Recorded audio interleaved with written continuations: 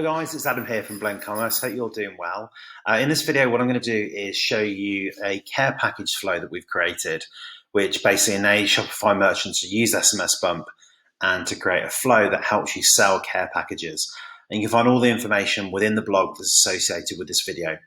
So I'm just going to talk you through how this works. So first and foremost, if you've opened up the flow within your SMSBump that you have installed on your Shopify store, you'll see first of all that the first step here is the trigger of the new subscriber confirmation. So what we're recommending here is that you have a pop-up on site from SMSBump that will then bring the customer into your flow.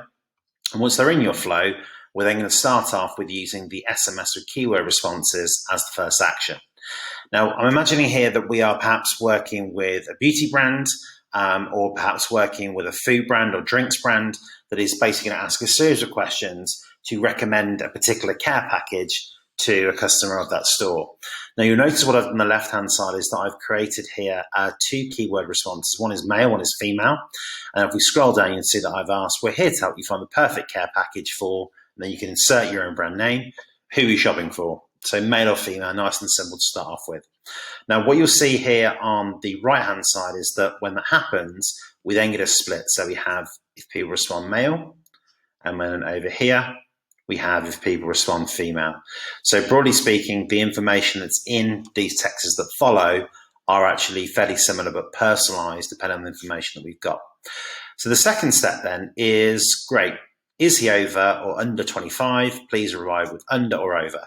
So then we're kind of splitting out that demographic in terms of under and over 25 to then maybe think about a particular care package that might be more or less appropriate for that particular person. So at that stage then, we go to the next question, and we're saying here is perfect. And the last question is which of the following best describes how he spends his time? So do they party or do they relax? So what that then does is, I guess, filter down again in terms of demographic and work out which kind of person we are providing a product to. Now, at that stage, again, what's happening is you'll see, again, if I scroll over, is that we've got under or over, and again, that split has been made.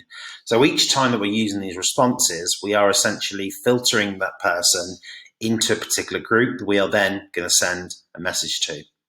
So at this stage then, if we have had someone who's texted us back and said that it is party, what they then get is going to be a text message which says, great, based on what you told us, we'd recommend this, and there's going to be a link to your higher price care package.